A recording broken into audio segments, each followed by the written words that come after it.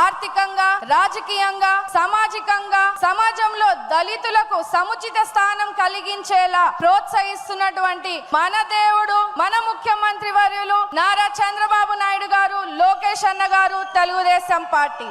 అంతేకాకుండా విదేశీ విద్య పథకం ద్వారా వందలాది దళిత బిడ్డలకు ఆర్థిక సాయం చేశాం. దళిత యువతకు 40,000 రూపాయలు పెళ్లి కానుక ఇచ్చాం. ప్రతి దళిత వాడలో 1,000 కోట్ల రూపాయల సీసీ రోడ్లను వేశాం. ఇన్ని మంచి పనులు, ఇన్ని మంచి స్కీమ్స్ ని మన దళితులకి అభివృద్ధి చెందేలా చేస్తే జగన్మోహన్ రెడ్డి గారు అధికారంలోకి వచ్చాక ఇవన్నిటిని కూడా నిర్వీర్యం చేశారు. దళితులకు సంబంధించిన 27 పథకాలు రద్దు చేశారు. 28,000 కోట్ల సబ్లాన్ నిధులను దారి మళ్లింపు చేశారు. ఎస్సీ కార్పొరేషన్లు నిర్వీర్యం చేశారు. వైసీపీ పాలనలో దళితులపై దాడులు, దౌర్జన్యాలు పెరిగాయని స్వయంగా రాజ్యసభలో కేంద్రం వెల్లడించింది. అందుకే రాష్ట్రంలో ఉన్న అన్ని దళితులందరూ కూడా ఒక్క మాటగా చంద్రబాబు నాయుడు గారిని మళ్ళీ ఈ రోజు ముఖ్యమంత్రి చేసుకున్నారు.